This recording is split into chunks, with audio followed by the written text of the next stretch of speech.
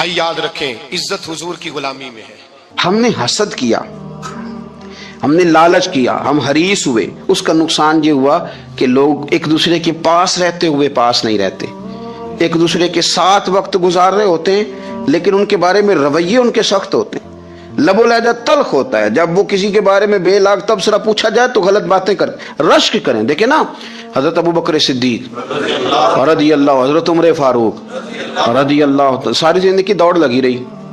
حضرت عمر کہتے میں نے ساری زندگی دوڑ لگائی ہے کہ ابو بکر سے آگے گزر گئے، لیکن یہ دوڑ حسد والی نہیں، یہ رشک والی. فرماتے میرا دل کرتا تھا کہ میں نیکیوں میں ابو بکر سے آگے گزر جاؤں، حضور کے عشق میں ابو بکر سے آگے گزر جاؤں، نبی پاک علیہ السلام کی اولاد کی محبت میں ابو بکر سے آگے گزر جاؤں، میں نہ خیر کے کاموں میں آگے گزروں. کہتے میرا ساری زندگی رشک کا رشتہ رہا. یہ رشتہ شاندار ہے، اس پر عمل کریں، اس پر توجہ کریں، بجائے اس کے کہ یہ کہنا کہ استاد جی کا فلانے سے زیادہ پیار ہے. پیار کی وجوہات تلاش کر. مرشد فلانے پہ نظر رکھتے ہیں تو میرے بھائی وہ نوٹوں کی وجہ سے نظر نہیں رکھتے، تو وجہ تو تلاش کرنا، وجہ کیا ہے. تو اپنے آپ کو اس طرح کا بنا، اس طرح کی کیفیات پیدا کر اپنے اندر. ہم کیا کرتے ہیں کہ رشک کرنے کی بجائے حسد کرتے ہیں. حسد نہیں کریں، اپنے آپ کو سنواریں، وہ رشک کی وجہ سے آپ سنوار سکتے ہیں. نبی پاک علیہ السلام کی پیاری زوجہ ام المومنین سیدہ عائشہ صدیقہ، بڑی شان ہے اس خاتون کی، بڑی عظمت ہے ان راہوں کے صدقے جن رستوں سے سیدہ پاک کی سواریاں گزرا کرتی ہیں. کیا درجہ اللہ نے دیا ہے سیدہ عائشہ صدیقہ کو. کہتی ہیں حضور کا وصال میری گود میں ہوا ہے. اور مولا علی شیر خدا فرماتے ہیں میں نے حضور کو سب سے زیادہ عائشہ صدیقہ سے پیار کرتے ہوئے دیکھا. اور عائشہ صدیقہ رضی اللہ تعالیٰ عنہ فرماتی ہیں میں نے حضور کو سب سے زیادہ فاطمہ الزہرا سے پیار کرتے دیکھا. یہ الگ ماحول ہے ان کا آپس میں. تو حضرت عائشہ صدیقہ اتنا بڑا مقام، لیکن وہ فرماتی ہیں میں نے ساری زندگی سیدہ خدیجۃ الکبریٰ پہ رشک کیا. میں نے کہا کیا بات تھی اس خاتون کی جو وصال کر گئیں، لیکن شاید کو دن خالی جاتا ہو کہ مدینے والے ان کی وفاؤں کا ذکر نہ کرتے، شاید کوئی خالی دن جاتا. کہتی ہے میں نے اتنا قابل رشک ماحول نہیں دیکھا. ایک دن حضور گھر میں گوشت لائے اور مجھ سے فرمایا عائشہ گوشت پکاؤ. تو میں اسے صاف کرنے لگی تو حضور فرمانے لگے شوربہ ذرا زیادہ کرنا. تو میں نے عرض کی حضور کیا کچھ مہمان آئیں گے گھر میں؟ تو فرمایا نہیں عائشہ، مدینہ منورہ میں نا مجھے پتا چلا ہے خدیجۃ الکبریٰ کی کچھ سہیلیاں آئی ہیں، تو شوربہ بنا، میں انہیں پہنچاؤں گا خدیجہ کی سہیلیوں کو، شوربہ زیادہ پکا ذرا. تو حضرت عائشہ صدیقہ کہتی ہے میں نے بڑے نرم لب و لہجے میں بڑی بنا سوار کے مسجع مکفہ چن کے جملے بات کی. میں نے عرض کی حضور سنا ہے وہ آپ سے 15 سال عمر میں بڑی تھی، نکاح بھی پہلے ہو چکا تھا، اور بتاتے ہیں لوگ کہ بظاہر کوئی حسن و جمال بھی اس ماحول کا نہیں تھا. حضور اللہ نے آپ کو جوان اور خوبصورت بیویاں دی ہیں، پر میں جب بھی سنتی ہوں جناب خدیجہ کا ذکر ہی سنتی ہوں. میں نے رشک کے انداز میں کہا. کہتی میں بات کہہ کے خاموش ہو گئی، اور جب میں نے نظر اٹھا کے دیکھا تو حضور کی آنکھوں میں آنسو. نبی پاک صلی اللہ علیہ وسلم کا یہ انداز دیکھا تو میں نے کہا حضور میں رب رسول کی بارگاہ میں توبہ کرتی ہوں، اب تو رو دیے. تو حضور فرمانے لگے عائشہ یہاں جو بھی آیا ہے نا وہ سکھوں اور آسانیوں کے دنوں میں آیا ہے، اور خدیجہ میری ان دنوں کی ساتھی تھی جو میرے تکلیف کے دن تھے، میری آزمائشوں کی، میری پریشانیوں کی میری ساتھی تھی. جب لوگ مجھے تکلیف دیتے تھے میں گھر جاتا تھا تو مجھے کہتی تھی حضور آپ تو صلہ رحمی کرتے ہیں، غریبوں کا بوجھ اٹھاتے ہیں، آپ تو لوگوں کے ساتھ محبت سے پیش آتے ہیں، حضور آپ پریشان نہ ہو، آپ کا رب آپ کو ہمیشہ عزت ہی عطا فرمائے گا. فرمایا وہ میری تکلیفوں کی اسے کیسے. میرے بھائی رشک کیا لوگوں نے ایک دوسرے پر، حسد نہیں کیا. ہم تو نا جی اپنی مرضی کے فیصلے کرتے کرتے پیچھے رہ گئے. ہم نے لوگوں کو پیچھے کرنے کا سوچا تھا لیکن ہم سب سے پیچھے رہ گئے. ہم نے سیاست اور سازش کی تھی کہ کچھ لوگوں کے دلوں پہ پیر رکھ کے میں اپنا قد اونچا کروں گا، کچھ کے سینوں پہ پیر رکھ کے، لیکن ایسا نہیں ہوتا، یہ ہوتا نہیں.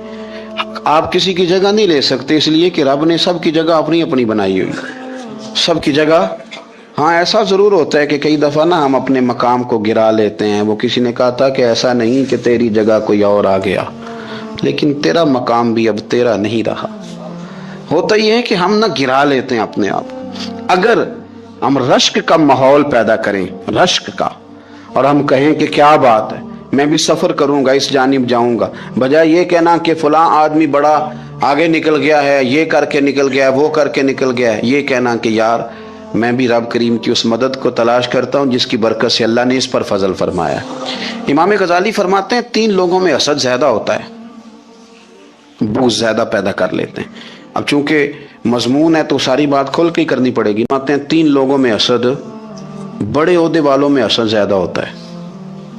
یعنی صوبائی وزیر کہتا ہے کہ حق میرا ویسے وفاقی وزیر کا تھا، اور وفاقی وزیر کہتا ہے کہ جتنا میرا تجربہ ہے نا مجھے بنایا وزیر اعظم ہی جاتا تو بات ٹھیک تھی. حسد زیادہ، بڑے عہدوں والوں میں حسد، اور امام غزالی فرماتے ہیں مالداروں میں حسد زیادہ ہوتا ہے. غریب نے غریب سے کیا جلنا ہے؟ جلنے کو شے ہی کوئی نہیں، کس سے جلیں گے؟ تو غریب تو بیچارہ 4 روٹیاں ہوتی ہیں تو کہتا ہے چلو ٹھیک ہے آ جاؤ، دونوں مل کے بیٹھ جاتے ہیں. غریبوں کے دوست بھی غریب. امیر حسد کرتے ہیں، وہ سودے پہ سودا کرتے ہیں، وہ ایک دوسرے کی کمزوریاں بیان کرتے ہیں. میں نے گاہکوں کو نفع لیتے دیکھا ہے، فلانے سے مال لیتے تھے جی، اس نے بڑا تنگ کیا، تو کہتا ہے اسی طرح کا تو مجھ سے خریدا کر. لوگ استعمال کر جاتے ہیں. وجہ بیچ میں کیا ہوتی ہے؟ حسد، عداوت، خرابی ہوتی. اور تیسری بات امام غزالی نے شاید میرے لیے کہی ہے. امام غزالی فرماتے ہیں علماء میں حسد بڑا ہوتا ہے، عہدے داروں میں، مالداروں میں، اور علم والے لوگوں میں. وہ بھی اللہ کی تقسیم پر راضی نہیں ہوتے، چونکہ وہ سمجھتے ہیں مجھے یہ لفظ آتے ہیں، میری قابلیت زیادہ ہے، میں زیادہ پڑھا لکھا ہوں، تو یہ منصب بھی میرا تھا، یہ کام بھی میرا تھا، یہ بھی میرے پاس ہونی چاہیے. ایسا نہیں ہوتا، یہ تو رب کریم کی عطا ہے. میں کئی دفعہ کہہ چکا ہوں کہ کام لینے پہ آئے تو میرے جیسے بیکار آدمی سے کام لے لے، یہ اس کی عطا ہے. اب ہمیں کرنا کیا ہے؟ ہمیں اس کی تقسیم پر راضی رہنا ہے، اس کی تقسیم پر قربان جائیں. رسول پاک علیہ السلام سے صحابی نے پوچھا حضور عزت کیا ہے؟ فرمایا جو رب نے تجھے دیا اس پہ راضی ہو جا، اللہ عزت عطا کر دے گا. قناعت کر، جو اللہ نے تجھے دیا اس پر قناعت کر، اللہ تجھے عزت دے دے گا. حضور ذلت کیا ہے؟ فرمایا لوگوں سے لالچ نہ رکھنا، تو ذلیل ہو جائے گا. لالچ نہ کر. تیزی کے ساتھ پروموٹ ہوتی ہیں چیزیں، ہمیں سازش کرنی آتی ہے. ہمارا خیال ہوتا ہے کہ میں نے دوسروں کے پیسوں پہ کاروبار کرنا ہے، ہمارا خیال ہوتا ہے کہ پالٹی ڈال کے روٹی کھانی ہے، ہمارا خیال ہوتا ہے کہ کسی بندے کو کس طرح استعمال کرنا ہے. یاد رکھ لینا، کبھی بات نہ بھولنا، جو لوگوں کو استعمال کرنا چاہتا ہے وہ ساری زندگی استعمال ہوتا رہتا ہے. جو کسی شخص کو کسی مقام پر رسوا کرنا چاہتا ہے اپنی عزت بچا نہیں پاتا. جو آدمی لوگوں کو حقیر جانتا ہے اللہ اسے کبھی عزتیں عطا نہیں کرتا، وہ گڑھوں کے اندر گرتا چلا جاتا ہے. یاد رکھیں جو عزتیں دینی شروع کر دے رب اسے باعزت بنا دیتا ہے. جو پیار کرنا شروع کر دے معاشرے میں لوگ اس سے پیار کرنے لگ جاتے. جو کسی دیکھیں اگر ہم وہاں سے مانگے جہاں سے سب کو ملتا ہے تو پھر بندوں پر اتنی نظر رکھنے کی ضرورت باقی رہتی نہیں ہے. ادھر دیکھیں رشک کریں گے تو لالچ سے بھی بچیں گے، حسد سے بھی بچیں گے. بخاری مسلم میں حدیث ہے، حضرت ابو ہریرہ رضی اللہ تعالیٰ عنہ کہتے ہیں ہم حضور کی بارگاہ میں حاضر تھے تو کچھ غریب لوگ حاضر ہوئے، غربا. انہوں نے عرض کی یا رسول اللہ صلی اللہ علیہ وسلم ایک گزارش کرنے آئے. حضور نے فرمایا کہو. یا رسول اللہ امیر تو ہم سے آگے نکل گئے. حضور نے فرمایا کس بات میں؟ عرض کی حضور نمازوں میں نہیں ہم گزرنے دیتے، اتنے نفل وہ پڑھتے ہیں اتنے ہم بھی پڑھ لیں گے. صحیح بتانا صحیح. آج کل یہ نمازوں کا مقابلہ بھی ہے کہ نفل میں نے زیادہ پڑھنے، عبادت میں نے. ہمارے اصحاب رحمۃ اللہ علیہ فرمایا کرتے تھے آستانوں پہ گدی نشینوں کا تو رولا ہوتا ہے، اللہ اللہ کرنے کا رولا نہیں ہوتا. یہ تو شور ہوتا ہے کہ سجادہ میں ہوں سجادہ، اور سب نے کوئی نہ کوئی کہانی سنائی ہوتی. کہتے نہیں ابا جی مجھے کہہ گئے تھے کان میں. دوسرا کہتا نہیں مجھے لکھ کے دے گئے تھے. تیسرا کہتا تمہیں تو پتہ ہی نہیں، تم تھے ہی نہیں، عمرے پہ تو میرے ساتھ گئے تھے. جو میرے ساتھ ان کا معاہدہ ہوا وہ خانہ کعبہ میں ہوا ہے، لہذا میرا پہلا نمبر ہے. سب کے پاس کوئی نہ کوئی معاملہ ہوتا ہے. یہ سارے کام کوئی ضروری نہیں. ضروری کیا ہے کہ وہ جو کہتے تھے کرو، جس نے سب سے زیادہ کر کے دکھایا ہے وہ زیادہ جانشین ہے. وہ زیادہ جانشین ہے جس نے زیادہ کر کے دکھایا. معاملہ تو یہ ہے کہ اس رستے پہ کس کس نے چلنا ہے. لوگ تو سجادہ نشینی سے بھاگا کرتے تھے, بھاگتے تھے. حضرت ابو بکر صدیق رضی اللہ تعالیٰ عنہ کا وصال ظاہری ہوا تو حضرت عمر خلیفہ بنے. تیسرا دن تک خلیفہ بنے ہوئے. 2-3 چھوٹی چھوٹی بچیاں آ گئیں. چاچا جان آپ خلیفہ بنے؟ فرمایا ہاں. چلو پھر عصر کے بعد ابو بکر ہمارے گھر جاتے تھے. فرمایا پتر تمہارے گھر کیا ہے؟ کہنے لگی ہم یتیم ہیں, ہمارا بھائی کوئی نہیں. ابو بکر روز عصر کے بعد آتے تھے, ہماری بکریوں کا دودھ دھو کے ہمیں دے جاتے تھے. کچھ بیچ کے گزارا کر لیتی تھی, کچھ پی لیتی تھی. چچا 3 دن ہو گئے, میری اماں بھی روتی ہے, بہنیں بھی روتی, آپ چلیں گے؟ تو جناب سیدنا عمر فاروق کہتے ہیں میں نے دستار سر پہ رکھی اور پٹکا میں نے اپنے کندھے پہ رکھا. بیٹیاں آگے آگے, میں پیچھے پیچھے, روتے جا رہے ہیں. ایک صحابی نے پوچھا عمر کیوں رو رہے ہو؟ کہنے لگے یار یہ ابو بکر کتنا مشکل رستہ دے کے گیا, کتنا مشکل رستہ ہے اس کے طریقے پہ چلنا. یہ لوگ تو سجادہ نشینی اتنا کٹھن کام تھا, لوگ بھاگا کرتے تھے. شوق آ گیا. اب رسول کریم علیہ السلام کے حضور ناز حاضر ہو کے عرض کی حضور امیر آگے گزر گئے, نمازوں میں نہیں ہم گزرنے دیتے, ہم ان سے زیادہ پڑھیں گے. نفلوں میں نہیں گزرنے دیتے, زیادہ پڑھیں گے. یا رسول اللہ صلی اللہ تعالی علیہ وسلم ہم انہیں نا تلاوت قرآن پاک میں نہیں آگے گزرنے دیں گے, وہ ہم زیادہ پڑھیں گے. لیکن حضور وہ مالدار ہیں, غلام آزاد کرتے ہیں, صدقات کرتے ہیں, خیرات, اس کا ہم کیا کریں؟ حضرت سیدنا ابو ہریرہ فرماتے ہیں کہ جواب تو حضور نے بعد میں دینا تھا, اور جب ان کا سوال ختم ہوا تو میں نے حضور کا چہرہ نور دیکھا تو رسول پاک کا چہرہ خوشی سے کھلتا ہوا مجھے نظر آیا. گویا یہ جو رشک ہے نا کہ نیکی میں آگے گزرنا, یہ حضور کو اتنا پسند آیا کہ ان کے سوال سے حضور بڑے راضی ہوئے. کریم فرمانے لگے, حضور فرمانے لگے میں تمہیں ایک وظیفہ بتاتا ہوں, تم وہ پڑھو, امیر جتنی بھی نیکیاں کریں گے نا اللہ تمہیں ان کے برابر ثواب دے دے گا. لے لو نسخہ, یہ کرو کام. یا رسول اللہ بتائیں, فرمائے رات کو نا 33 بار سبحان اللہ پڑھا کرو, 33 بار الحمدللہ پڑھا کرو, 34 بار اللہ اکبر پڑھا کرو.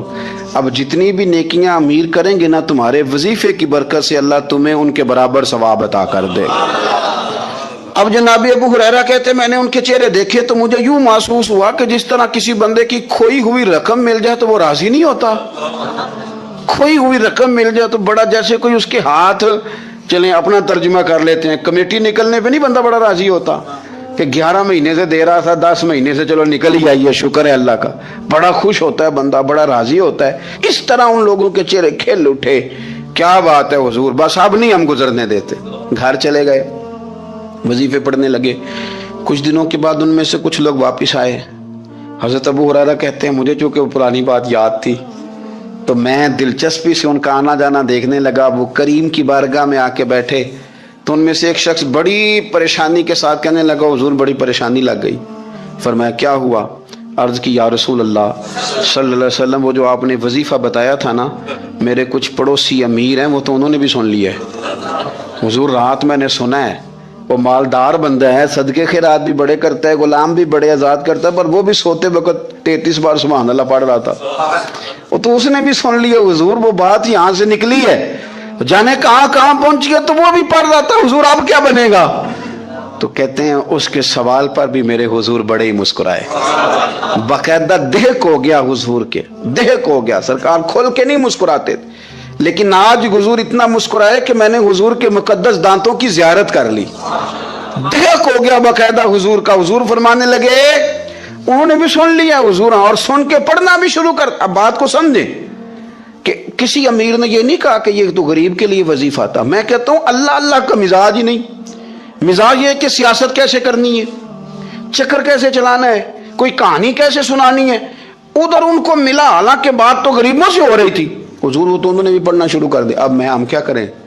تو رسول کریم نے فرمایا وہ بھی پڑھ رہے ہیں, حضور پڑھ رہے ہیں, تو فرمایا ذالک فضل اللہ یؤتیہ من یشاء.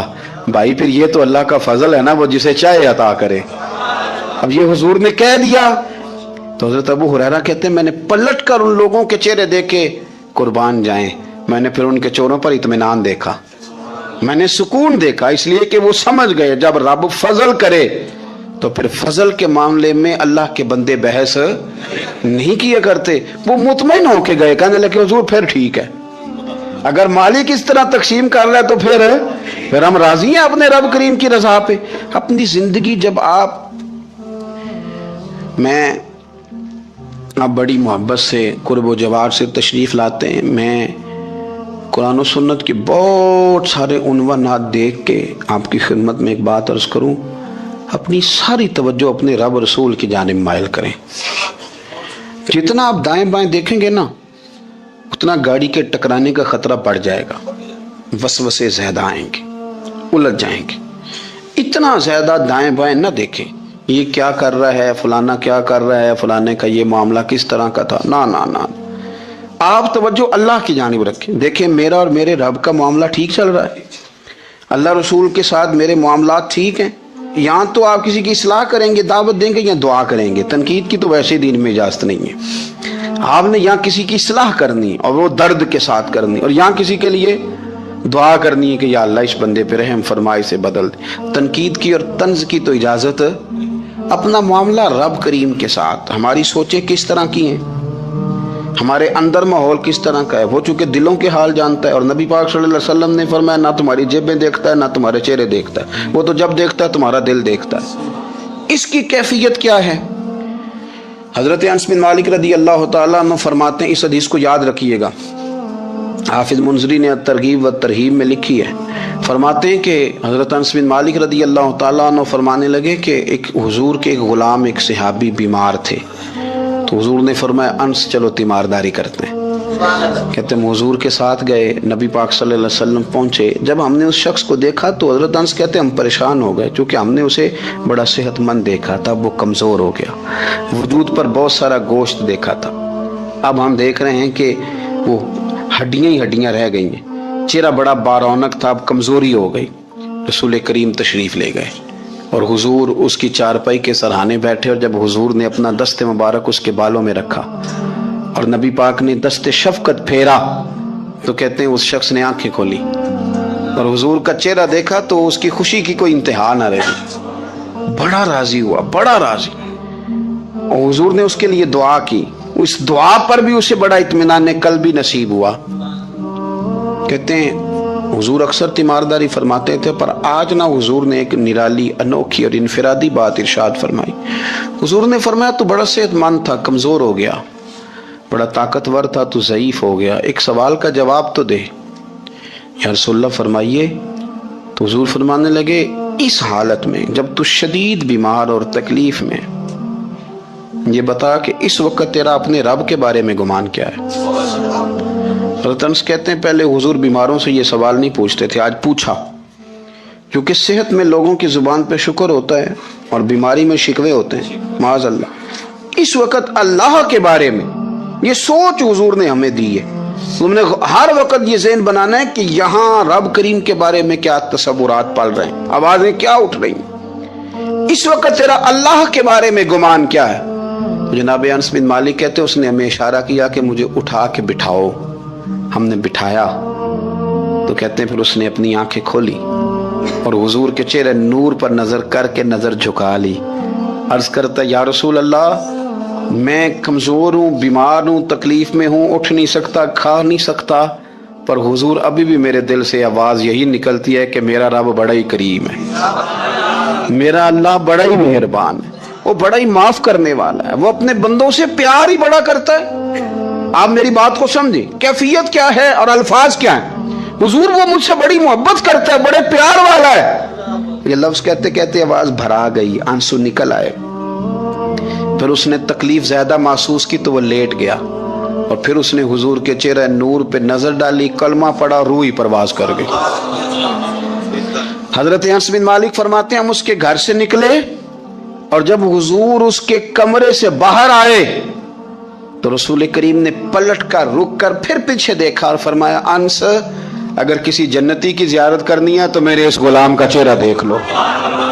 اس لیے کہ جن لوگوں کے نظریات رب کریم کے بارے میں اس طرح کے ہوں پھر ان کے خاتمے خیر کے ہوتے ہیں, پھر اللہ ان کے لیے جنت کے فیصلے فرماتا ہے. اپنے افکار میں, نظریات میں, سوچوں میں ضروری نہیں ہے کہ ہم لوگوں کو دو لفظ کہہ کے مطمئن کر لیں تو ہم خود ضمیر کے قیدی بن کے زندگی گزار دیں. یہ معاملہ ٹھیک نہیں، یہ صحیح نہیں چلتا.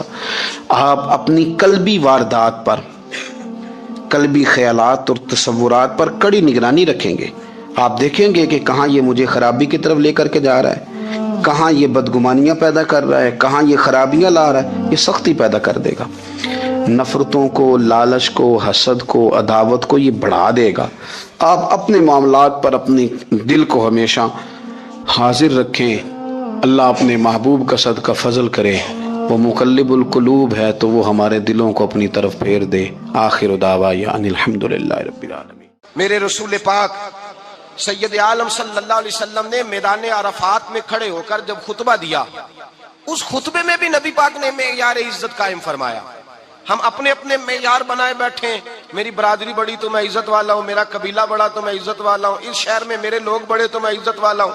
رسول پاک نے صلی اللہ علیہ وسلم نے میدان عرفات میں کھڑے ہو کے صحابہ کے 1,44,000 کے مجمع کو خطاب کیا، اور ان لوگوں کو خطاب کیا جن کے بارے میں فرمایا صحابی کن نجوم، یہ سارے میرے سامنے ستارے کھڑے ہوئے ہیں. ستاروں کو بات دی اور یہ بھی فرمایا بلغوا انی ولو آیا. اب یہ باتیں لے کے دنیا میں نکل جانا، لوگوں کو بتلانا. حضور کیا فرمایا؟ کسی عربی کو اجمی پر کوئی فضیلت نہیں، گورے کو کالے پر، بولیے بولیے، گورے کو کالے پر، بڑے کو چھوٹے پر، چھوٹے کو بڑے پر کوئی فضیلت. تو حضور فضیلت کس کی ہے؟ فرمایا ان اکرمکم عند اللہ اتقاکم.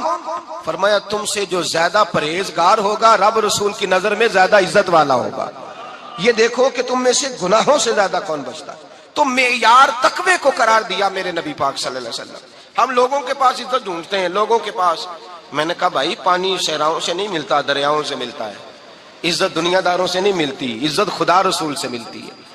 دنیا داروں کے پاس لوگ معاذ اللہ تعالی ایسے ایسے کام کرتے ہیں، ایسے ایسے کام عزت پانے کے لیے، ایسے ایسے غلط کام کرتے ہیں. غلط لوگ ناجائز حربے استعمال کرتے ہیں بڑا بننے کے لیے. لیکن عزت بڑا وہی بنے گا جسے خدا بڑا بنائے گا. عزت وہی بنے اسی کو ملے گی جو تقوی کا راستہ اختیار کرے گا. اگر غلط راہیں اختیار کر کے لوگ عزت پا سکتے، آج لوگوں نے ناجائز پیسہ اکٹھا کیا، بڑی بڑی بلڈنگوں میں بیٹھ گئے تو پھر عزت مل گئی ہے؟ اس پیسے نے رسوا کر دیا. وہ پیسہ رسوا کر رہا ہے، وہ بڑی بڑی جاگیریں، وہ محلات وہ رسوا کر رہے ہیں. میرے بھائی عزت وہاں نہیں. ایک بادشاہ گزرا ہے ایران کا، بہت بڑا رئیس تھا. ایک اور دوسرے بادشاہ نے، اس کا نام مکران شاہ تھا، اس نے اس بادشاہ سے جنگ کی. جب ایران کے اس بادشاہ سے جنگ کرنے کے لیے پہنچا نا، تو یہ جو مکران شاہ اس زمانے میں نوجوان تھے تو حسین و جمیل بڑے تھے، بڑے خوبصورت تھے اور بادشاہ بھی تھے. اب جس بادشاہ سے جنگ کرنے گئے وہ کمزور پڑ گیا، بوڑھا آدمی تھا، اس کی فوجیں کچھ بھاگ گئیں. اب اس نے نا جان چھڑائی. بہت بڑا قلعہ تھا، قلعے ہوتے تھے، چھوٹی اینٹ کی دیوار بنتی تھی بڑی اونچی، اور آپ نے دیکھے ہوں گے لکڑی کے دروازے ہوتے تھے بڑے بڑے. وہ قلعے کے اندر بند ہو گیا بادشاہ. اب وہ خفیہ اس نے جگہ رکھی ہوئی تھی، بادشاہوں نے بنایا ہوتا تھا کہ جب ہم نے بھاگنا ہے، اگر بھاگنا پڑا تو چھپنا کہاں ہے، وہ پہلے سے ہی رستہ تیار کر کے رکھتے تھے. اس نے وہ قلعہ بنایا ہوا تو چھپنے کے لیے چھپ گیا. اب مکران شاہ کہتا ہے کہ میں نے سخت جدوجہد کی، سخت کہ کوئی رستہ مل جائے اندر جانے کا، یہ باہر نکلے، لیکن وہ کوئی رستہ ہی نہ ملا. اس بادشاہ کی شہزادی چھت پہ چڑھی. مکران شاہ حسین و جمیل، خوبصورت نوجوان اور شہزادہ، نظر پڑی تو عورت تھی، مائل ہو گئی. اس نے پیغام دیا، رکا لکھ کے بھیجا، کہنے لگی اگر تو میرے ساتھ شادی کا وعدہ کرے تو میں تجھے خفیہ رستہ بتا دوں گی اندر آنے کا، اس لیے کہ باپ تو میرا اب کمزور ہو ہی گیا ہے، اور پھر تو نوجوان ہے اور تیری خوبصورتی اور تیرے جاہو جلال نے مجھے مائل کر لیا ہے. میں اگر تو وعدہ کرتا ہے شادی کا تو میں تجھے رستہ بتاتی ہوں. اب بادشاہ کو تدبیر کی ضرورت تھی، اس نے کہا میں تیار ہوں، تو رستہ بتا. اس نے رستہ خفیہ بتایا. وہ مکران شاہ کہتے ہیں میں وہاں سے اندر گھسا، بادشاہ کو پکڑا، اس کے باپ کو قتل کیا، اس کے علاقے پہ قبضہ کیا، اس عورت کو لیا، آ گیا، شادی کر لی. ایک رات بستر پہ لیٹے تھے، اٹھ کے بیٹھ گئی شہزادی، کہنے لگی بستر پہ کچھ چیز ہے. اس نے کہا کچھ بھی نہیں، میں نے خود دیکھ کر بچھایا. کہا نہیں کچھ ہے. کہا کچھ نہیں، میں نے دیکھ کے بچھایا ہے. عزت ڈھونڈنے نکلی ہے، باپ تو میرا اب کمزور ہو گیا تو میں میں کوئی بڑی جگہ دیکھوں، ملت کے جوان بھی کہتے ہیں بڑی جگہ شادی کروں، بچیاں بھی کہتی ہیں بڑی جگہ ملنی چاہیے. غریب آدمی عزت کرتا ہے، کمزور آدمی عزت کرتا ہے. جو بہو زیادہ جہیز لے کے آتی ہے وہ روٹی پکا کے نہیں دیتی، یاد رکھنا. جو کسی غریب گھر سے آتی ہے وہ جھک کے سلام کرتی ہے، اس سے عزتوں کا پاس ہوتا ہے. میں سب امیروں کو برا نہیں کہتا، اللہ ماشاءاللہ اچھے اچھے لوگ بھی، لیکن یاد رکھنا لوگ سیڑھی لے کے، مرد عورت کی دولت کی سیڑھی پر اوپر جانا چاہتا ہے، عورت مرد کی. انجام کیا ہے؟ لیٹے ہوا ہے بادشاہ بستر پر، بیوی کہنے لگی کچھ ہے، کہنے لگا میں نے جھاڑ کے دیکھا کوئی شے نہیں. لگا ہے کوئی چیز؟ عورت تب سر پٹائی، کہنے لگی دیکھو تو صحیح. اس نے اوپر سے چادر جو اٹھائی، بیڈ شیٹ جو اتاری، تو نیچے سے ایک دھاگا نکلا. ہاتھ پھیرتے تھے تو نظر نہیں، دھاگا نکلا. کہنے لگا تو اتنی نازک مزاج ہے، ایک دھاگا نہیں برداشت ہوا. تو کہنے لگی میرا باپ مجھ سے بڑا پیار کرتا تھا، بڑی محبت کرتا تھا. 4 کنیزائیں تھیں. وہ کہتا تھا میری بیٹی جب بستر پہ سوئے تو چادر میں بال نہیں ہونا چاہیے، اسے تکلیف ہوتی ہے. بڑا پیار کرتا تھا، محبت کرتا تھا. تو میرا بستر وہ بڑا کھینچ کھینچ کے بچھایا کرتی تھی. اس لیے تو میں نے جب باپ کمزور ہوا تو میں نے کہا میں بغیر دولت اور ثروت اور حکومت کے رہ نہیں سکتی، تو میں تبھی تو تیرے پاس آ گئی. بادشاہ نے کہا اٹھ ذرا میرے بستر سے، باہر آ. جب باہر اس کو لایا تو غلام سے کہنے لگا اس کے بال گھوڑے کے ساتھ باندھ لو اور اس کو کھینچو، اتنا کھینچو کہ سارے شہر میں گھماؤ رات کے وقت، اور جب مر جائے ہڈیاں ٹوٹ جائیں تو مجھے خبر دینا. شہزادی پلٹ کے آئی، کہنے لگی میری غلطی کیا ہے؟ کہنے لگا مجھے تو آج سمجھ آئی ہے، تو عزت ڈھونڈنے نکلی ہے. جو باپ 4 کنیزیں تیرے سرانے کھڑے کرتا تھا، جب تو اس کی وفادار نہیں نکلی تو میری کیسے وفادار بنے گی؟ میری کیسے وفادار بنے گی؟ کوئی بول اب لڑانا بول بیٹھی ہوں دے خسم ناراض بڑ بولیاں دے، کہاں سر کھائے بول بول ٹھنڈ پائے. بڑے فرق نہیں سجنا بولیاں دے جڑیاں خسماں دی وچ رضا بسن، پاگ جاگ جاندے او نہ گولیاں دے. آپ ادلیاں سردار خان تکے اے شرما والیاں نو چوٹے ڈولیاں دے. یاد رکھیں لوگ عزت ڈھونڈنے نکلے ہیں، عزت ڈھونڈنے نکلے ہیں وہاں جہاں ہے ہی نہیں. عزت اس کو ملتی ہے جو خوددار ہو، باوقار ہو. میرے مصطفیٰ سے کسی نے پوچھا تھا یا رسول اللہ ذلت کیا ہے؟ 2 لفظ 2 حرف اور میرے نبی پاک نے سمندر سمو دیا. حضور ذلت کیا ہے؟ فرمایا لالچ کرنا ذلت ہے. حضور عزت کیا ہے؟ فرمایا جو رب نے تجھے دیا ہے اس پر صبر کر، اللہ تجھے عزت عطا فرما دے گا. جو اللہ نے دیا اس پہ صبر کر جو رب نے دیا ہے. اگر تو ہاتھ پھیلائے گا ذلیل ہو جائے گا، رسوا ہو جائے گا.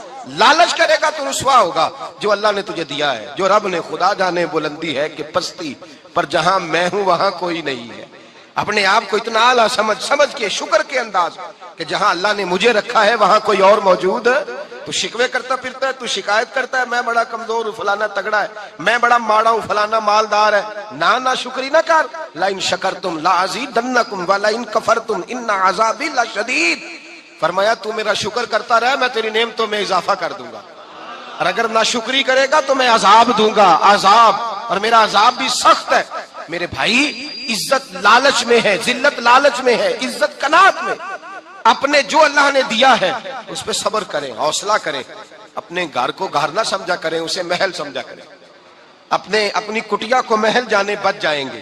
میں کبھی کبھی اپنے دوستوں سے کہتا ہوں بڑی خوش قسمت زندگی گزاری ہے، بڑی خوش قسمت زندگی، بڑی خوش قسمت. یہ میرے حضرت فرمایا کرتے، فرماتے یہ جملے کہا کرو رب کریم نے جو والدین میرے لیے پسند کیے وہ مجھے عطا فرمائے.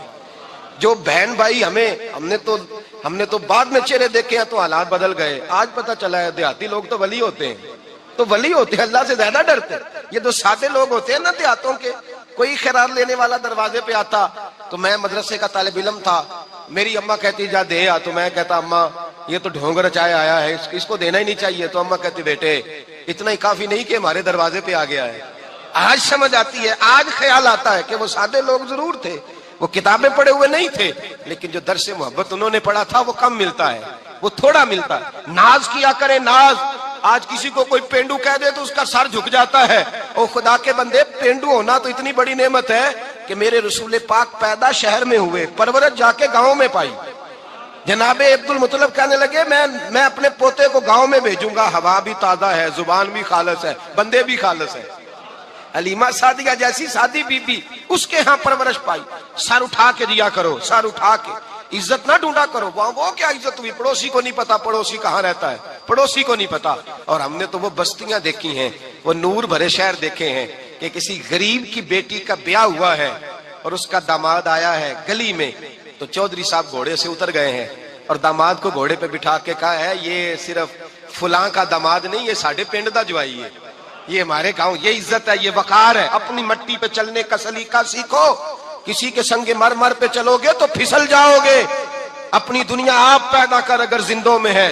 عزت وہ ہے جو اللہ عطا فرمائے. تو ہم لوگ عزت ڈھونڈنے وہاں نکلے ہیں جہاں ہے ہی نہیں, جہاں عزت ہے ہی نہیں. میرے بھائی یاد رکھیں, اور سنجیدگی میں عزت ہے, یاد رکھیں. ہم لوگ شغل کر کے, زیادہ باتیں کر کے, آگے آگے بڑھ کے, کیمرے کے آگے ہو کے, آگے جا کے عزت حاصل کرنا چاہتے ہیں. یہ عزت نہیں. میرے رسول پاک سید عالم صلی اللہ علیہ وسلم نے فرمایا جو جمعے والے دن بعد میں آیا اور آگے نکلا, آیا بعد میں, نکلا آگے کی طرف بڑھا, لوگوں کی گردنیں بلانگ کے آگے گیا. فرمایا اس نے تو جہنم کی جانب پل بنایا اپنے لیے, رستہ بنا لیا دوزخ جانے کا. اور پھر جو بڑا ہوتا ہے اس کو نشست کی ضرورت تو نہیں ہوتی. جو بڑا ہوتا ہے اس کو نشست کی حاجت.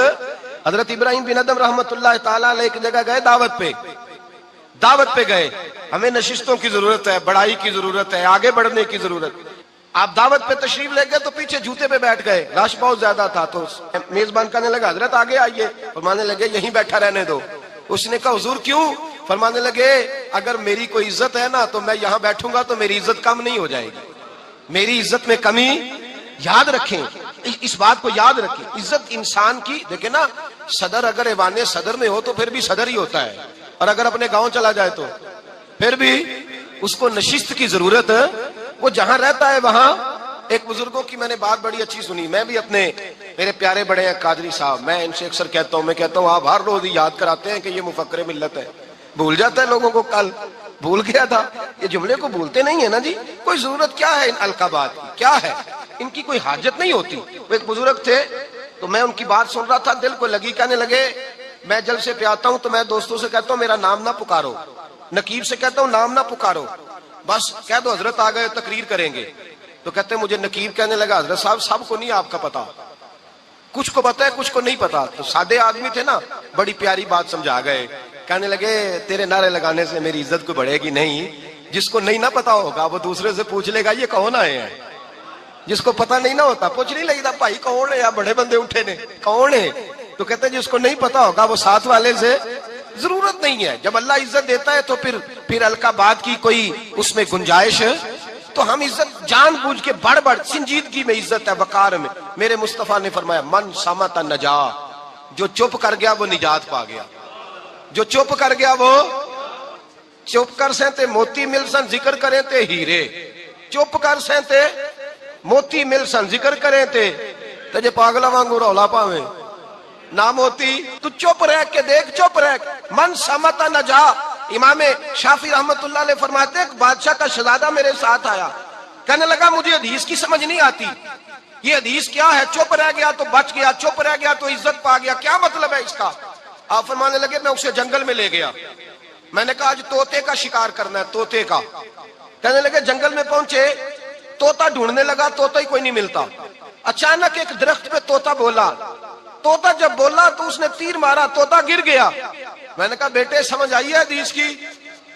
کہنے لگا حضور کیا مطلب؟ فرمانے لگے طوطا بھی سبز تھا, پتے بھی سبز تھے, اگر بولتا نہ تو مرتا نہ, اگر بولتا نہ تو یہ بولا ہے تو اس لیے مارا گیا ہے.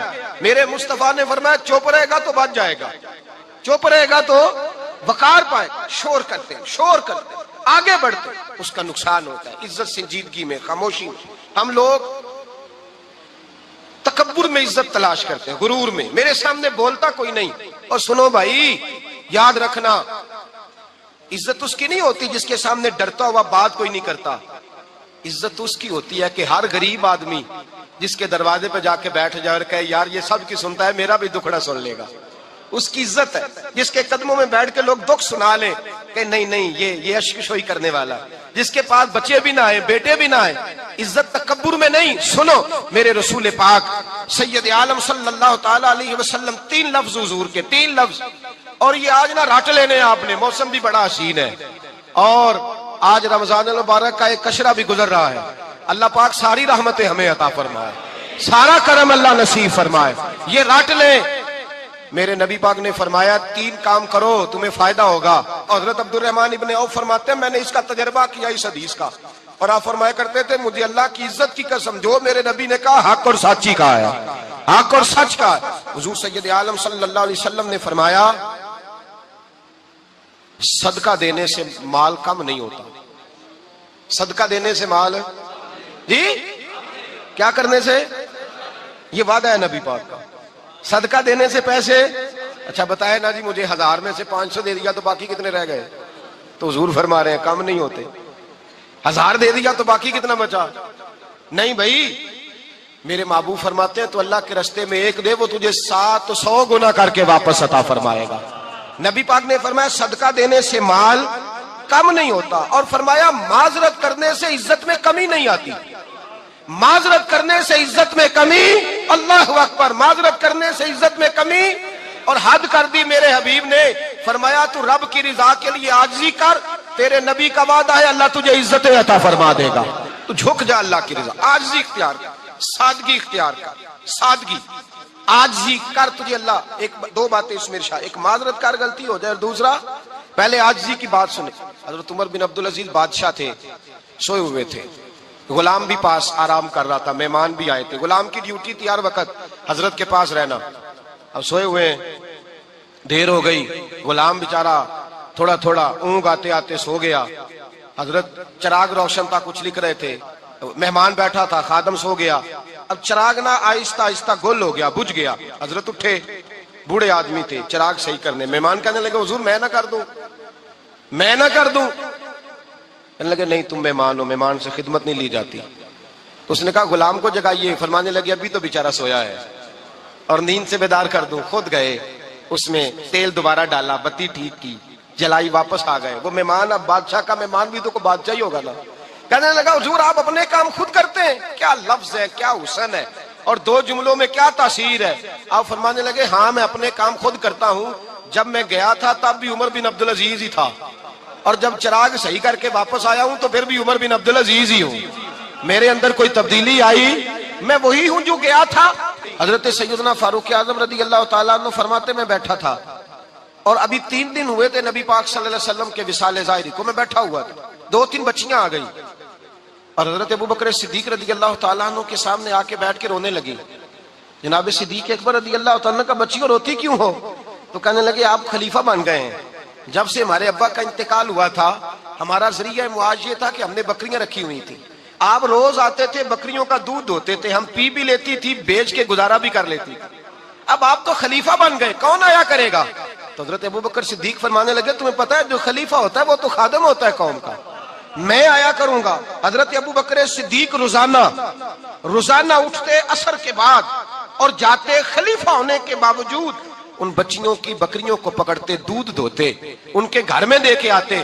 حضرت فاروق اعظم جب بھی دیکھتے تو کہتے ابوبکر تو پیچھے آنے والوں کے لیے رستہ بڑا مشکل کر رہا ہے، بڑا مشکل کر رہا ہے. جگر راہ وفا میں نقش ایسے چھوڑ آیا ہوں، میں جس منزل سے گزرا ہوں وہ اب تک یاد کرتی ہے.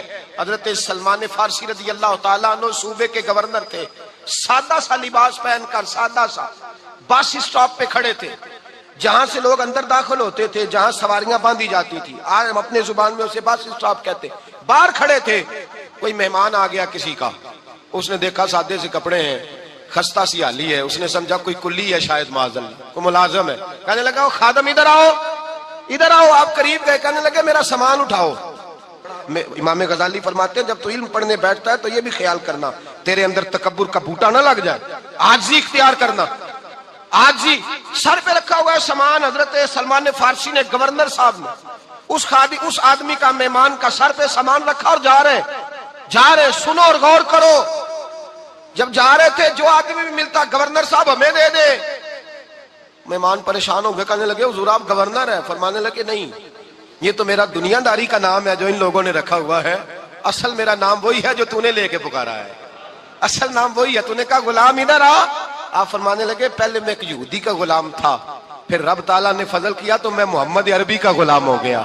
رسول اللہ کا غلام ہوں، اور جب میں نبی پاک کا غلام ہوا ہوں تو اس سارے صوبے کا امام ہو گیا ہوں، تو اصل تو میں غلام ہی ہوا نا۔ دوسرا میرے نبی پاک صلی اللہ علیہ وسلم نے، ایک تو عاجزی سے عزت ملتی ہے، تکبر سے عزت، وہ جو بندہ جھچکتا ہے نا تیرے نیڑے جانے سے، تو کہتا ہے میری بڑی عزت کرتا ہے، وہ عزت نہیں کرتا۔ شیر کی عزت ہوتی ہے کہ خوف ہوتا ہے؟ بولے نا، تو نہیں نا ڈر لگتا دیکھو۔ شیر کا کیا ہوتا ہے؟ خوف، اس کی عزت نہیں ہوتی۔ تو درندہ ہے، درندوں کی بھی کبھی عزت ہوتی ہے؟ تو جو آدمی ڈنڈے کے زور پر لٹکا کے ڈنڈا اور وہ لوگوں سے عزت کرا رہا، تو بھائی یہ تیری عزت نہیں ہے، تیرا خوف ہے۔ عزت عاجزی میں ہے، انکساری میں ہے۔ اور دوسرا میرے نبی پاک صلی اللہ علیہ وسلم نے فرمایا عزت معاف کرنے میں ہے۔ عزت کس چیز میں ہے؟ بدلہ لینے میں عزت، یہ حقائق ہے۔ عزت بدلہ لینے، جس نے ایک تھپڑ کے جواب میں 2 مارے وہ باعزت نہیں، بلکہ مسند امام احمد بن حنبل پڑھی، حضرت موسیٰ علیہ السلام کوہ طور پہ کھڑے، میرے رسول پاک علیہ السلام فرماتے ہیں جناب موسیٰ علیہ السلام نے اللہ کی بارگاہ میں عرض کیا، اے اللہ ساری دنیا کہتی ہے ہم عزت والے ہیں، ہم عزت والے، من اعز عبادہ کا یا اللہ، اے اللہ تو بتا تیرے بندوں میں عزت والا کون ہے؟ تو حضرت موسیٰ کہتے ہیں رب کریم نے فرمایا اذا قادرا غفارا، جس کے پاس بدلہ لینے کی طاقت ہو پھر بھی معاف کر دے وہ بڑی عزت والا ہوا کرتا ہے۔ جو اینٹ کے جواب میں پتھر مار سکتا ہو، جو گولی کے جواب کے اندر 15 گولیاں مار سکتا ہو، لیکن معاف کر دے وہ بڑی عزت والا ہے۔ عزت والا ہے جو معاف کرے۔ حضرت فخر جہاں دہلوی بہت بڑے درویش تھے، سلسلہ عالیہ چشتیہ کا بہت بڑا نام، اور اس صوفی کے آپ حالات پڑھیں تو رب کریم نے بڑا ہی نوازا ہوا تھا۔ دلی کی جامع مسجد کے خطیب، اور ان کی کرامت یہ تھی کہ جو آدمی آ کے سامنے کھڑا ہوتا تھا نا اسے بتانا نہیں پڑتا تھا کہ میرے دل میں کیا ہے، بتانا نہیں پڑتا تھا۔ سامنے آ کے کھڑا ہوتا تھا تو حضرت ہاتھ اٹھاتے تھے، کہتے تھے اللہ یہ بے اولاد ہے اسے اولاد عطا کر دے۔ دوسرا آ کے کھڑا ہوا، خوشی نہیں ہو رہی آپ کو؟ دوسرا آدمی کھڑا ہوا، دوسرا آدمی، اس نے آ کے کہا دعا کے لیے سامنے کھڑا ہوا تو حضرت کہنے لگے اے اللہ بیمار ہے، وہ کہتا میرے دل میں بات تھی مجھے بتانی نہیں پڑی، اتقوا فراست المومن فإنه ينظر بنور اللہ، نبی پاک نے فرمایا مومن کی فراست قلبی سے ڈرا کرو، وہ تو اللہ کے نور سے دیکھتا ہے، نور الہی سے میں بیمار ہوں، کہنا نہیں پڑا، حضرت نے دعا کر دی۔ اب جب اجتماع زیادہ ہو گیا، لوگ بڑھ گئے، دلی کی جامع مسجد کے باہر بھی صفیں بچھنے لگی، تو بادشاہ کو ٹینشن ہو گئی کہ یہ مولوی میرے لیے مسئلہ ہی نہ بنا دے کل کو۔ اس نے ایک سازش رچی، ایک طوائف تھی، اس طوائف کو کچھ پیسے دیے، کہنے لگے ایکٹنگ کرنی ہے، کہنے لگی فکر نہ کریں۔ جمعے کا دن تھا، ہزاروں کا مجمع حضرت کے پیچھے جمعہ پڑھنے آیا، حضرت جمعے کی نماز پڑھا کے سیڑھیاں اتر رہے تھے، سائلین کا رش تھا، ادھر بھی لوگ تھے ادھر بھی لوگ، حضرت جا رہے، حضرت نیچے اتر رہے سیڑھیوں سے، دائیں بائیں لوگ ہیں، وہ بی بی آگے بڑھی اور اس طرح اس نے گفتگو شروع کی جیسے بڑا پرانا جاننے والی ہے۔ پتہ کیا لفظ ادا کرتی ہے؟ السلام علیکم، وعلیکم، کیسی طبیعت ہے؟ رات تو پھر آپ آ گئے، ملاقات ہی نہیں ہو سکی، وہ معاف کیجئے گا اس وقت اس لیے آئی ہوں کہ آپ رات کو مجھے کھوٹے سکے دے گئے تھے، کھوٹے سکے، تو میں بازار گئی ہوں تو دکاندار نے لیے نہیں، تو یہ کھوٹے سکے۔ وہ جو دائیں بائیں لوگ تھے نا مد و جزر ہونے لگا، جو پیار میں کچے تھے وہ تڑپنے لگے کہ ہمارا پیر رات کو کہاں ہوتا ہے، ہم نے تو کبھی پوچھا ہی نہیں، ہم تو سمجھتے ہیں حجرے میں ہوتا ہے، یہ رات کو کہاں ہوتا ہے، کہاں ہوتا ہے رات کو؟ جنہ اندر عشق سمایا اونا نہیں پج جانا، سارے ایسے نہیں ہوتے، جنہ اندر عشق سمایا اونا نہیں پج جانا، تے پاویں سونے ملن ہزارہ آسانی یار بٹاؤنا۔ کچھ تو کھڑے تھے کہنے لگے جو مرضی بھی ہو جائے، جو ہم نے دیکھا وہ دیکھ ہی کوئی نہیں سکتا، کوئی جو مرضی، کچھ مد و جزر کا شکار ہے۔ حالات بدلنے لگے، اب وہ بی بی اس طرح گفتگو کر رہی ہے جیسے بڑی پرانی جاننے والی ہے، کہنے لگی کھوٹے سکے دے گئے تھے، دکاندار نے لیے نہیں۔ حضرت کے چہرے پہ کوئی شکن نہیں آیا، آپ نے اپنا ہاتھ اٹھایا، جیب میں ڈالا، الٹا ہاتھ، پیسے نکالے اور سیدھا آنکھ اس بی بی کے سر پہ رکھا، کہنے لگے بیٹی فکر والی بات کوئی نہیں، تم مجھ سے اصلی سکے لے جا، جا اصلی سکے لے جا، تیرا کام ہو جائے، اور فکر نہ کرنا، پھر بھی ضرورت پڑے نا تو آ جانا، میں اصلی سکے دے دوں گا۔ یہ لفظ کہہ کے حضرت نیچے اترے تو وہ دوڑی ہوئی آئی، پلٹ کے آئی، پیروں میں بیٹھی، کہنے لگی بابا تو کس مٹی کا بنا ہے، کس نور سے تیری تخلیق ہوئی ہے، کس حسین مزاج کا تو مالک ہے؟ میں وہ بی بی جس کو سارے لوگ گندی نظر سے دیکھتے ہیں معاذ اللہ، اور میں فلاں بادشاہ کے کہنے پر ایکٹنگ کرنے آئی طوائف، اور میں تیرے دروازے پہ تجھے بدنام کرنے آئی ہوں اور تو نے مجھے بیٹی بنا لیا ہے۔ آج تک کسی نے بیٹی نہیں کہا اور تو نے میرے سر پہ ہاتھ رکھ کے کہا بیٹی، یہ لفظ کہے قدموں میں گری، اٹھ کے حضرت نے سر پہ پھر ہاتھ پھیرا، اٹھی آنسو پونچھے، نقاب اوڑا، کہنے لگی اب میں دلی والوں کو بتاؤں گی کہ فخر جہاں کی بیٹی کس طرح کی ہوا کرتی ہے، اب بتاؤں گی فخر جہاں کی بیٹی کس طرح کی ہوتی ہے۔ فرمایا میرا مکان اب کسی طوائف کا کوٹھا نہیں رہے گا، میں اسے مسجد بناؤں گی، اب قیامت تک وہاں سے یا درود پڑھا جائے گا یا محمد عربی کے نام کی اذانیں پڑھی جائیں گی۔ یہ عزت ہے، یہ وقار ہے۔ بھائی آپ کسی کو معاف کر کے تو عزت لے سکتے ہیں، یہ بھی تو ہو سکتا تھا نا پکڑ لو اس کو، یہ تمہارے پیر پہ الزام لگانے آئی ہے پکڑو مارو، یہ بھی کام ہو سکتا تھا، لیکن حضرت نے معاف کیا۔ امام زین العابدین میرے مصطفیٰ کریم کے نواسے، امام حسین کا میدان کربلا میں بچ جانے والے اکیلے بیٹے، اور امام زین العابدین فرماتے ہیں میں اگر 1 مہینہ عمرہ کرنے نہ جاؤں تو حجر اسود میری خواب میں آتا ہے اور مجھے آگے کہتا ہے حضور میری آنکھیں ترس گئی ہیں، مجھے دیدار تو کرا جائے، دیدار تو کرا جائے۔ اور حجر اسود جدھر امام صاحب گھوما کرتے تھے آپ کے حالات میں لکھا حجر اسود بھی ادھر جاتا تھا طواف۔ اتنی بڑی شخصیت مسجد نبوی سے نکلے تو ایک آدمی نے گالیاں دینی شروع کر دی۔ حضرت پہلے تیز چلتے تھے، جب وہ گالیاں دینے لگا تو آہستہ ہو گئے، وہ دیتا رہا۔ جب آپ کا گھر آ گیا تو آپ فرمانے لگے بھائی میرا مکان آ گیا ہے، کوئی بات اور کرنی ہو تو کر لے، میرے بچوں نے سن لیا تو تجھ سے ناراض ہوں گے۔ اور پھر وہ شخص کہتا جب یہ لفظ کہے نا تو مجھ پہ سختہ طاری ہو گیا، یہ کیا کہہ رہے ہیں، ہم تو دشمن کو بھی پاکیزہ سزا دیتے ہیں، یہ کیا کہہ رہے ہیں۔ حضرت نے کہا کوئی بات کرنی ہو تو کر لے، میرا مکان آ گیا ہے۔ وہ کہتا میں اس بات پہ بھی سختے میں تھا۔ تھوڑی دیر گزری تو فرمانے لگے بھائی ابھی تو نے میرے وہ عیب بیان کی ہیں جن کا تجھے پتا تھا، میرے اندر تو اور بڑیاں کوتاہیاں پائی جاتی ہیں، اور بڑیاں کمیاں، بڑی پتا سارا ہے سردار نو کیتیاں دا من نانم کے من دانم، تجھے کیا پتا میرے تو بڑے عیب چھپے ہوئے ہیں۔ وہ شخص کہتا ہے مجھ پر دوسرا بم گرا تو پاک محبوب کا پاک نواسا، پاک فاطمہ کے پاک پوتے اندر گئے، کہنے لگے ٹھہر جا، جانا نا، رک میں آیا، کہتے اندر گئے، 1 بوتل سرکے کی لائے، 1 بوتل شہد کی لائے، 5 کلو کھجوریں لائے، میرے ہاتھ میں تھمائی، کہنے لگے تحفہ ہے۔ کہتے ہیں میں اب تو ماری گیا، میں نے کہا حضور یہ کیا ہے سارا کچھ، میں گالیاں دے رہا تھا۔ آپ فرمانے لگے جو تو کر رہا تھا وہ تیرا کردار ہے اور یہ جو میں نے کیا ہے یہ میرا کردار ہے، اس لیے کہ میرے دادا مولا علی شیر خدا حل عطا مشکل کشا، حضرت علی نے نصیحت فرمائی تھی کہ بیٹا جو گھر آئے وہ خالی ہاتھ نہیں جانا چاہیے، جو دروازے پہ آئے وہ خالی ہاتھ نہیں جانا چاہیے۔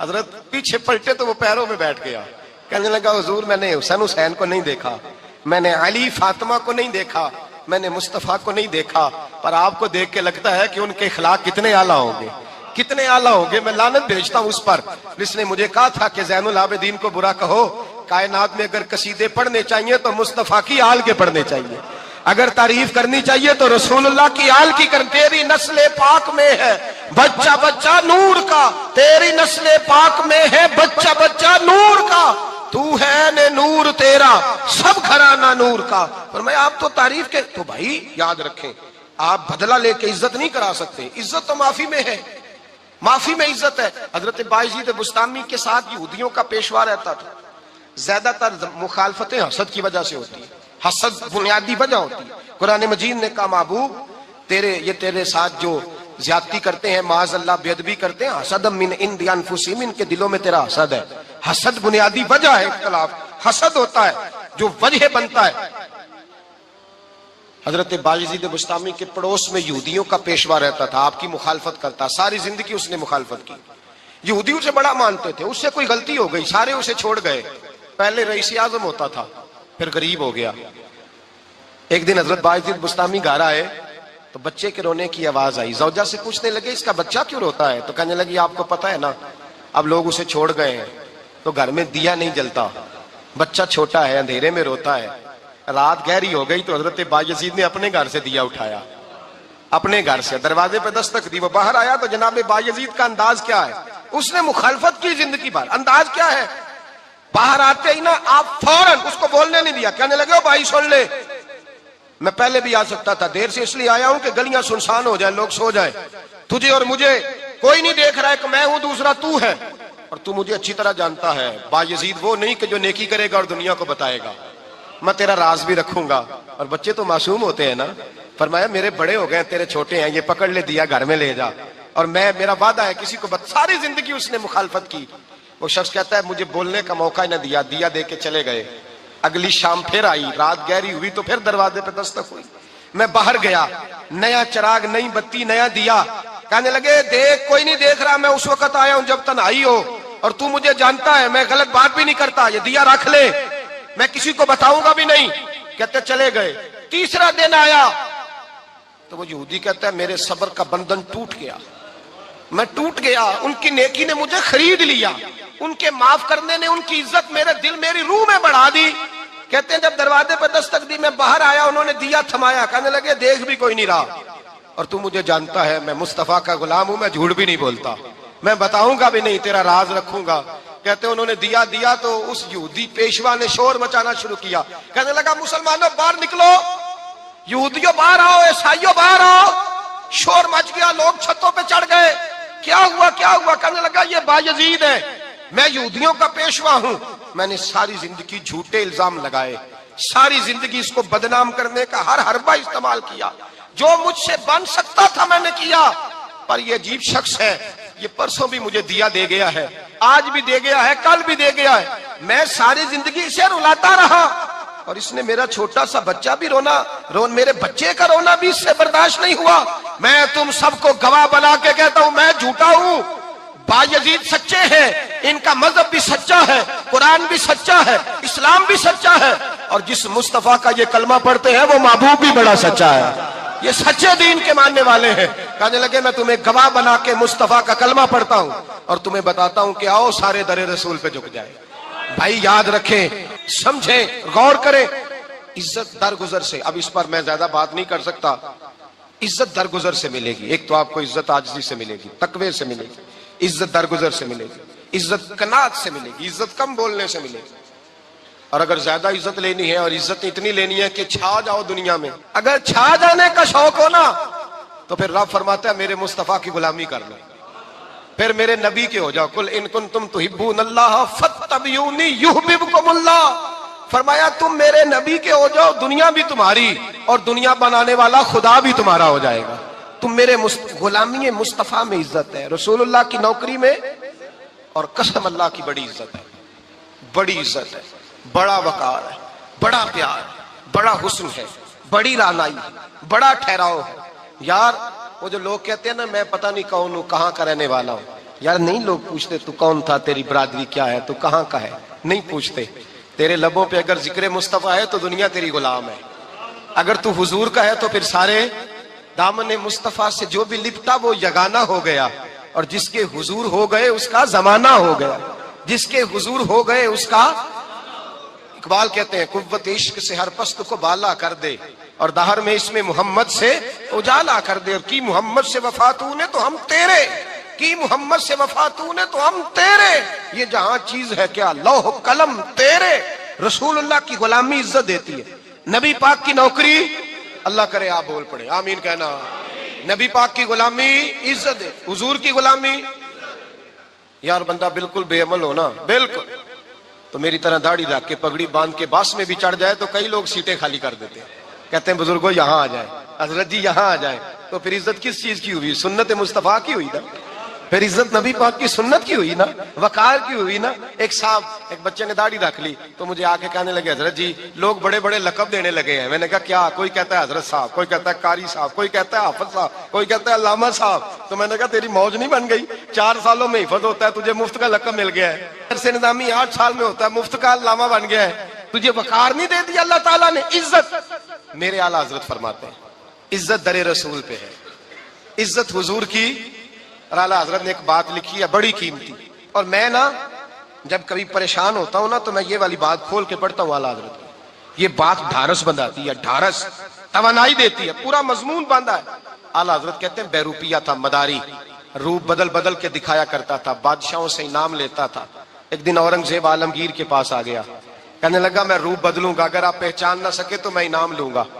آپ نے فرمایا میں کوئی ایسے ویسا بادشاہ نہیں, کہا مجھے دھوکہ دینا مشکل ہے, کہا نہیں میں روپ بدلوں گا. حضرت اورنگزیب عالمگیر بڑے نیک بادشاہ گزرے, بڑے پرہیزگار آدمی. وہ بے روپیہ کہنے لگا میں روح بدلوں گا آپ نہیں پہچان سکیں گے. فرمایا چل جتنا تیرے اندر زور ہے لگا لے. حضرت نے اعلان کیا کہ میں نے فوجی بھرتی کر دیں. 2 ماہ کے بعد ٹیسٹ ہوگا. وہ 2 مہینے دوڑتا رہا, رنگ روپ بناتا رہا. آیا ٹیسٹ دینے, 2-3 سپاہیوں کا امتحان لیا. اس کی باری آئی تو 10 روپے دیے. کہنے لگے تیرے آنے جانے کا کرایہ میں نے تجھے پہچان لیا ہے. کچھ دنوں کے بعد جانے لگے سفر پر تو بھکاری آ گئے خیرات مانگنے. اس نے بھی سارے منہ پر سیاہی مال لی, کپڑے پھاڑ لیے, سر کے بال منڈا لیے, بھویں تک کٹا لی, بدرنگ ہو کے آیا. کاسا آگے کیا تو حضرت نے 10 روپے ڈالے. کہنے لگے تیرے آنے جانے کا کرایہ میں نے پہچان لیا ہے. کچھ دن گزرے تو ٹیچر کی ضرورت تھی. اس نے مونچھیں بڑی کر لی, داڑھی نکلی لگا لی, سر پہ جنا کیپ پہن لی, ایک شیروانی لے لی اور ہاتھ میں چھڑی پکڑ کے آیا. کہنے لگا میں استاد ہوں. 2-4 بندوں کا امتحان لیا. اس کی باری آئی تو 5 روپے دیے, 10 روپے دیے. کہا تیرا کرایہ میں نے پہچان لیا. 2 سال گزر گئے. وہ جب بھی آتا حضرت پہچان لیتے. ایک دن سفر پہ جا رہے تھے, بہت بڑا لشکر تھا, جہاد کرنے جا رہے تھے اورنگزیب عالمگیر. تو دیکھا ایک پہاڑی ہے, پہاڑی پہ لوگ جا بھی رہے ہیں آ بھی رہے. اورنگزیب عالمگیر پوچھنے لگے یہاں کیا ہے. کہنے لگے ایک بابا جی بیٹھے ہیں دعا کرتے ہیں, اللہ کے نیک بندے ہیں. اورنگزیب کہنے لگے یار پرانے لوگ سارے ہی اللہ والوں کو مانتے, یہ بھی مصیبت آئی ہے جتنی نہیں آئی ہے, سارے لوگ ہی مانتے. کہنے لگے ذرا میں دعا نہ کرا لوں, اچھے کام جا رہا ہوں. اورنگزیب بادشاہ تھے, بادشاہ لوگ نازک مزاج ہوتے ہیں. گھوڑے سے اترے, بڑی مشکل سے پہاڑی پہ چڑھے, اوپر گئے تو لائن لگی ہے. بابا جی کار میں بیٹھے. کہنے لگے میں نے ملنا, میں اورنگزیب ہوں. انہوں نے کہا ہمارا بابا اس طرح کا پیر نہیں کہ امیر آئے تو رنگ اور ہو, غریب آئے تو اور ہو. یہاں اگر ملنا ہے تو لائن میں لگ جاؤ, سب ایک جیسے.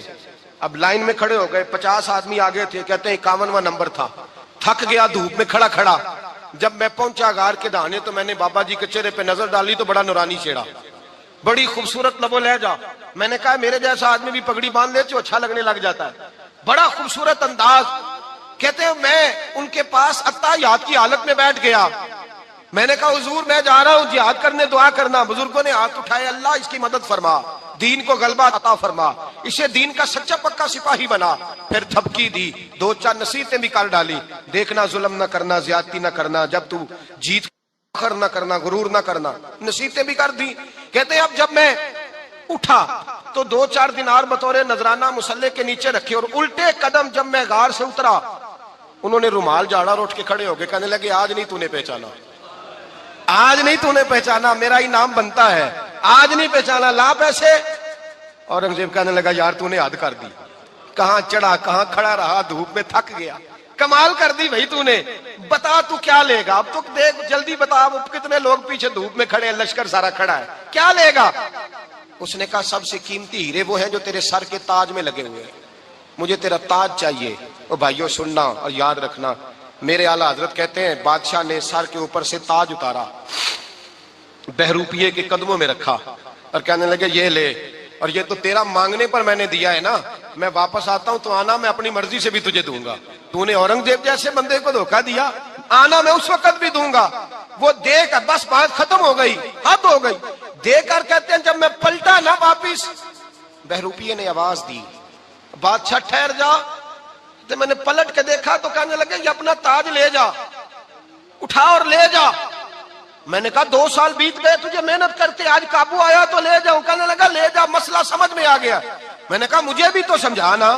تو کہتے ہیں وہ پھوٹ پھوٹ کے رویا, اس کی آنکھیں برس پڑی, سیلاب کی طرح آنسو بہ نکلے, تڑپا اور رو کے کہنے لگا بادشاہ میں نے جھوٹ موٹ رسول اللہ کی غلامی اختیار کی تھی, جھوٹ موٹ کی داڑھی, جھوٹ موٹ کی پگڑی, جھوٹ موٹ کا فقر, میں نے جھوٹ موٹ نبی پاک کا لباس پہنا ہے, تو تیرے جیسے بادشاہوں کے تاج میرے قدموں میں آ گئے ہیں. اگر میں سچ مچ رسول اللہ کا غلام بنوں گا تو اللہ کیا کچھ عطا فرمائے گا, اللہ کتنی نعمتوں سے نوازے گا. میرے اعلیٰ کیا فرماتے ہیں, اعلیٰ حضرت فرماتے ہیں فرشتے بھی کرتے ہیں تعظیم میری. کون جی, اللہ. ایسا عقیدہ بھی کم ملے گا جو بریلی کے امام کا عقیدہ ہے, ایسا بھی کم. کہتے ہیں فرشتے بھی کرتے ہیں تعظیم میری. کیوں؟ فرمانے لگے فدا ہو کے ان پر یہ عزت ملی ہے, فدا ہو کے ان پر یہ. حضرت سلمان فارسی گورنر تھے, کھانا کھا رہے تھے, دسترخوان بچھا تھا. رسول پاک صلی اللہ علیہ وسلم کا فرمان ہے روٹی کا لقمہ دسترخوان پہ گرے اٹھا کے کھا لو, اللہ تمہاری بخشش فرما دے گا. دسترخوان صاف ہوتا ہے. روٹی, بڑے گورنر تھے آپ, بڑے بڑے سفیر بیٹھے تھے, وزیر بیٹھے تھے, روٹی کا لقمہ گر گیا. آج تو لوگ فیشن میں عزت ڈھونڈتے ہیں نا, وقار ڈھونڈتے ہیں کہ میں جدید دنیا کے ساتھ مل جاؤں. میں معاذ اللہ لڑکی لڑکے کو کٹھے بٹھا کے منگنی کروں تو میں ماڈرن شمار ہو جاؤں گا، میں بڑے بڑے ڈھول بجاؤں تو ماڈرن بنوں گا، میں اگر مہندی پہ سارے تماشے کر ڈالوں تو میں ماڈرن ہوں۔ دیکھو عزت کس بات میں، حضرت سلمان فارسی روٹی کھا رہے تھے، سفیر وزیر نہ جانے بڑے بڑے لوگ بیٹھے تھے، کھانا کھاتے کھاتے لقمہ گرا دسترخوان پہ، حضرت سلمان فارسی نے سمیٹا منہ میں رکھا، پھر انگلی مار کے دسترخوان صاف کیا۔ ایک صحابی کان میں کہنے لگے سلمان کیا کر رہے ہو، کیا کر، آپ گورنر ہے، سوچئے تو صحیح، یہ لوگ کیا کہیں گے دنیا دار کے مسلمانوں کو روٹی نہیں ملتی، اٹھا اٹھا کے کھا رہے، کان میں بات کی، کان میں۔ حضرت سلمان فارسی کان میں جواب دے سکتے تھے، کہہ سکتے تھے نہیں ایسے ہی کرنا ہے، انہوں نے کان میں بات کی، لیکن جناب سلمان فارسی اعلیٰ الاعلان بولے، کہنے لگے ان 4 5 6 دنیا داروں کے لیے میں اپنے نبی کا طریقہ چھوڑ دوں، اپنے رسول کی سنت چھوڑ دوں، یہ 4 5 دنیا دار دنیا کی طرف دیکھ کے میں مصطفیٰ سے منہ موڑ لوں؟ پھر جوش جذبات میں سر سے پگڑی اتار دی، رونے لگے۔ آپ فرمانے لگے میں مدینے کے بازاروں میں کھجوریں اتارتا تھا، نوکریاں کرتا تھا، یہ جو میرے سر پر عزت کے بال ہیں یہ محمد عربی کے اگائے ہوئے ہیں، رسول اللہ کے اگائے ہوئے ہیں۔ اور بھائیو حد ہو گئی، حضرت بلال